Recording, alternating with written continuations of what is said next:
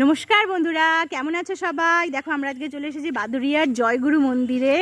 তো দেখো কি সুন্দর মন্দিরটা, দেখলে না একেবারে মনটা জুড়িয়ে যায়। দেখো বিকেলবেলা এসেছি আর জায়গাটা এত সুন্দর, চারিপাশটা দেখো।